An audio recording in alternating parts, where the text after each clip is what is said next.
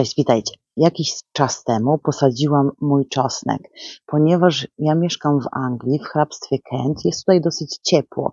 Nie mieliśmy jeszcze żadnych przymrozków i ten czosnek już mi tutaj wzszedł i ma około 10 centymetrów.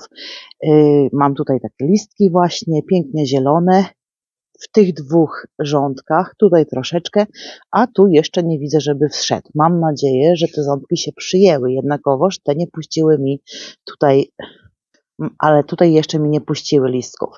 No i teraz obawa taka, czy ten czosnek zmarznie, czy nie zmarznie.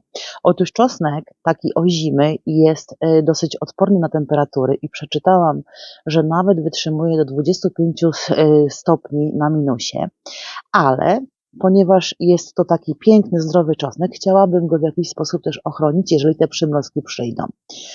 Warto sprawdzać jest pogodę tygodniową i zobaczyć, czy będą, czy nie będą te przymrozki. I jeżeli by miały nastąpić, to tak.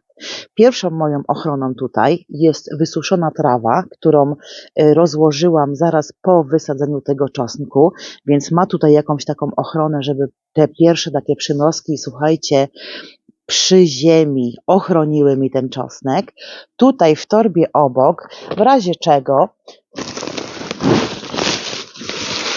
mam liście, które zebrałam, słuchajcie, spod czereśni tutaj na skwerku i można je też tutaj rozrzucić pomiędzy tymi wschodzącymi czosnkami, tak żeby im nadać takie ciepełko, ale też można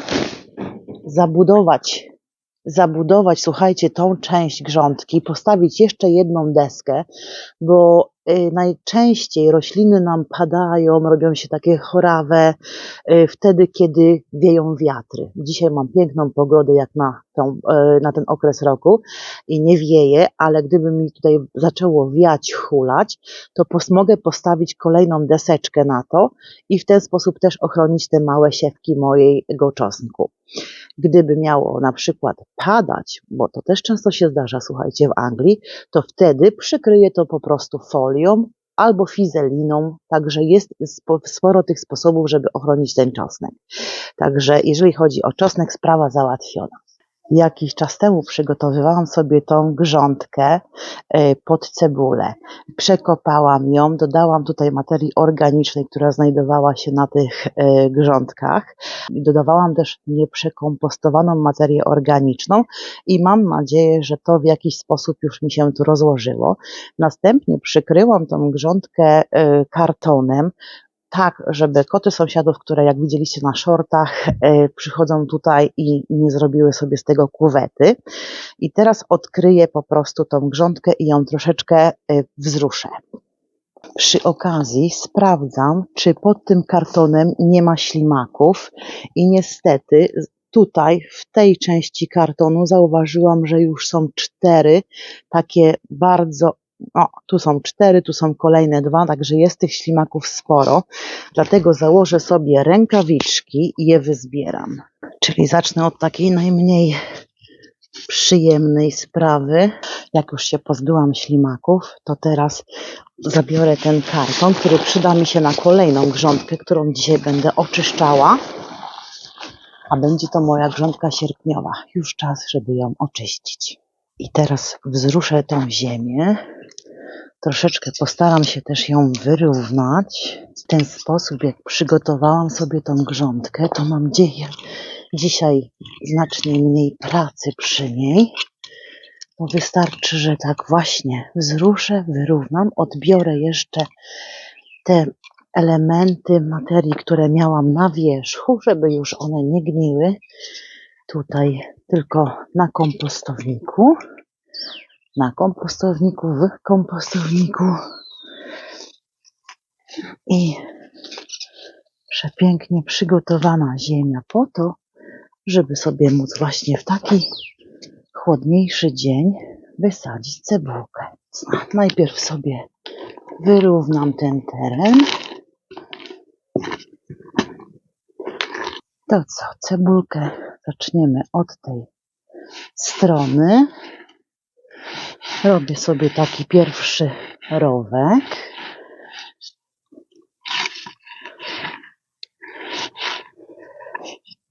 I tak na rapierkę odległość, żebym mogła ewentualnie przepielić na wiosnę. Moja dymka nie jest taka duża, ale my nie chcemy, żeby ona marzła zimową porą, żeby ta cebulka tutaj nie marzła, żeby puściła korzonki i nie puściła za szybko tutaj listków, tak jak w przypadku mojego czosnku. Dlatego wkopię ją na około 5-6 cm i takie właśnie głębsze rowki zrobiłam i postaram się około 5 cm, może i troszkę więcej niż 5 cm odległości między cebulkami. Jak sadzimy cebulkę na wiosnę, to staramy się, żeby te czubki nam wystawały, żeby one szybciej dostały światła i puszczały nam szczypior. Natomiast teraz my nie chcemy tego szczypioru, dlatego zakopię ją głębiej. Na dole mamy korzonki, u góry czubeczek, z którego będą wyrastały nam szczypiorki. Tak zasadzimy w ten sposób do ziemi. Dżdżownicy tutaj jest całkiem sporo, co mnie bardzo cieszy, bo na pewno zajadają się tą materią, którą tu zakopałam. Zauważyłam, że jakaś cebulka jest miękka, więc ona już podgniwa, raczej z niej nic nie będzie, dlatego ją odrzucam. Jak Wam się tak rozmazuje w rękach, to na pewno ona już nam nie da plonu. I tu mam cebulkę ze szczypiorkiem i ją wezmę już do szklarni. Bardzo dużo osób przed posadzeniem cebulki obtacza ją w popiole z drzew liściastych. Zabezpiecza to przed szkodnikami i wzmacnia w jakiś sposób tą cebulkę. Na tą grządkę, jak przekopywałam, to miałam jeszcze popiołu trochę i ja potem wysypywałam jeszcze, słuchajcie, popiół. Dlatego tutaj już nie obtaczam tej cebulki, ale gdybyście mieli taki popiół lub mączkę bazaltową, to warto te cebulki tak po prostu troszkę w wodzie pomoczyć, a następnie obtoczyć w tym, żeby on się przykleił, ten popiół czy mączka bazaltowa. Wzmocni to na pewno te cebulki. I w ten sposób mamy posadzoną cebulkę zimującą, odmiana Sensu Yellow. Tutaj kończy mi się rządek. Kamyki wyrzucam. Zaraz przyjdę ze znacznikiem i tutaj opiszę. I teraz po prostu zakopię. W ten sposób przykryję, troszkę uklepię. I tak jak sobie tutaj zaznaczyłam, tu mi się kończy ta cebulka, więc takie jeszcze jakieś deski wygrzebałam. I w ten sobie sposób odznaczę, bo tam mi się przyda na pewno deska na właśnie takie wysiewy. Jak widzicie, niedużo zostało mi tej grządki, ale myślę, że na pewno gdzieś znajdę jeszcze nasiona jakiejś cebuli i spróbuję po prostu z nasionek tutaj sobie wyhodować kolejne cebule. Tu położę sobie najpierw tą siatkę, a tu z tyłu mam następną. Tu jest następna. Także tu raczej koty nie powinny przybiec. A tą wolną przestrzeń, ponieważ nic tu nie mam wysadzone, przykryję kartonem. I ten kawałeczek kartonu wystarczy znowu, żeby wyłapać ślimaki. One lubią takie właśnie zakamarki. W związku z tym co jakiś czas podniosę ten karton i je po prostu powyciągam. A teraz pójdziemy posprzątać grządkę sierpniową i zobaczymy, czy coś tam jeszcze na niej jest. No cóż, to czas pożegnać się z grządką sierpniową. To, co już miałam tutaj, słuchajcie, zjeść z przedniej części, to już zjadłam. Tu za mną możecie zobaczyć, jaki wielki jest poplon. Myślę, że przełamię te gałązki po prostu, żeby one się zaczęły rozkładać tutaj, ale teraz chcę to oczyścić. Mam tutaj wsporniki i te wsporniki się świetnie przydadzą na grządkę z moim czosnkiem, gdyby miał przyjść przymrozek, jakiś większy i bałabym się, chciałabym ochronić po prostu też te listki, żeby jednak nie chorowały tak mocno, także sobie to tutaj poprzekładam zaraz na grządkę, gdzie jest czosnek. Powyjmuję. Siatkę ochronną zdejmę już jest mi ona niepotrzebna. Moje etykietki zostaną wyczyszczone, dopóki ten plastik się nie łamie, bo oczywiście po kilku, 2-3 sezonach on się łamią, się kruszy, ale dopóki się nie kruszy, to czyszczę i zawsze podpisuję sobie etykietki miękkim ołówkiem, najszybciej potem wyczyścić mleczkiem. O tym mówiłam, wspominałam w jednym z filmów. Także zapraszam do oglądania moich poprzednich filmów. Tutaj miałam sałatę. Sałata jeszcze pięknie rośnie, ale już wybija i jest gorzkawa. Także już się jej też pozbędę. Zobaczcie, jeszcze są takie piękne liście sałaty, ale jest gorzkawa i no, ten smak już nie jest taki, jak bym chciała, żeby był. Także odkładam. I tu od razu przełamię moją gorczycę. I tu odłożę tą moją zieleninę. Z takich niepowodzeń na tej grządce to jest, słuchajcie, kalarepka. Jest już za zimno. Ona nie będzie zawiązywała główek i ślimaki. Ups. Także kalarepka, myślę, że była za późno posadzona. Nic w niej nie ma, no ale będzie zielenina na kompost. Oprócz tego nadal mam tutaj koperek. Już niewiele, ale zawsze coś. Dlatego ten koperek teraz sobie pozwolę wyrwać pojedynczo, złożyć do pęczka i zamrozić. Tyle koperku. Oj, z liściem starym od kalarepki. Zobaczmy, jak on pięknie pachnie. Odkładamy. Tutaj jest jedna z moich rzep, którą wyrywałam kilka dni temu, jak pokazywałam Wam na szorcie, że już jest czas, żeby zebrać tą rzepę. To jest tak zwany white turnip tutaj. Różowa skórka u góry, biała na dole, tam gdzie nie ma dopływu światła. Liście już trochę obwiędły, ale to nie szkodzi, bo teraz przyszedł czas, żebym zajęła się właśnie wyrywaniem mojej rzepy. I taką rzepę gotuję z ziemniakami pół na pół i potem te ziemniaczki robię z nich pióre albo kroję w kostkę i robię z nich zapiekankę. Inne rzepy już takie duże nie są, tam jeszcze widzę kilka, ale ponieważ porządkuję, już jest zimno, to wyrywam wszystkie i wykorzystam do zapiekanki, a także do zupy jarzynowej. Do około miesiąca można przechowywać taką rzepę w suchym, przewiewnym pomieszczeniu. No i potem zaczyna już ona więdnąć, dlatego w ciągu miesiąca najlepiej jest ją zużyć.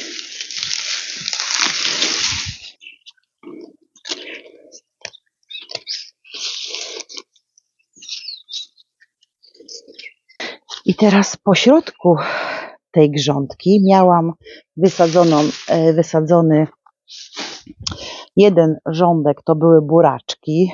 Wykorzystałam praktycznie wszystko i robiłam sobie botwinkę.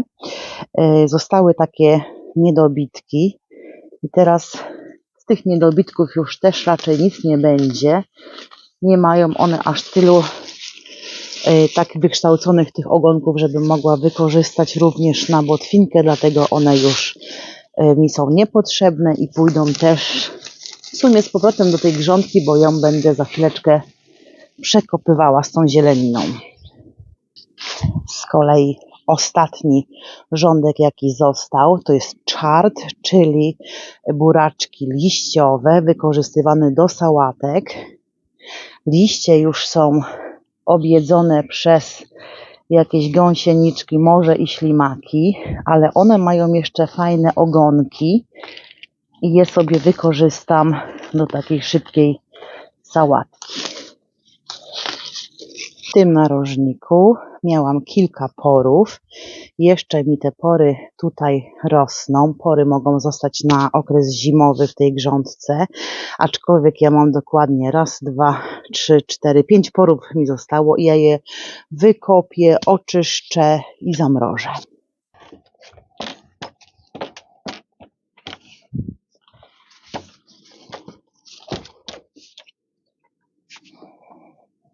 Ziemia w tej grządce nie jest dobrej jakości. Są te 2 grządki, to są takie najświeższe grządki z ziemi, która była wykopana ze starego trawnika. I ja tą ziemię po prostu co roku staram się ulepszać, tak żeby ją rozluźnić. Ona jest bardzo zbita, słuchajcie. Nawet teraz, jak jest ona wilgotna, to kopie mi się tutaj znacznie gorzej niż w tej grządce, w której sadziłam cebulę przed chwileczką, bo ta grządka na cebulę była znacznie lepsza. I jak możecie zobaczyć, ja się nawet męczę z wyrwaniem tego pora.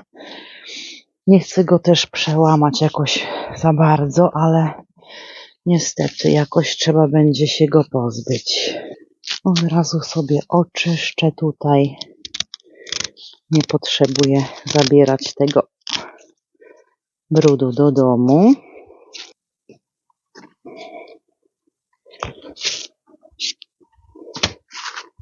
Zobaczcie, ja nawet nie mogę wkopać tutaj szpadla. Tu jest tak twardo. Tu miałam szpinak malabarski. Powodzenia nie miałam. Żadnego zbioru z niego też nie miałam. Wiem, że kilka osób mi pisało, słuchajcie, jak siałam ten szpinak, że on bardzo długo rośnie i faktycznie nie zdążył urosnąć. Trudno. Ja sobie powybieram kamienie, przekopię grządkę, tak jak widzieliście na poprzednich filmach, zakopię tą zieleninę, którą wyrwałam, przyniosę jeszcze jakiś materiał z kompostownika, kilka kartonów też zakopię, porozdzielam i zakopię i wysieję tutaj poplon.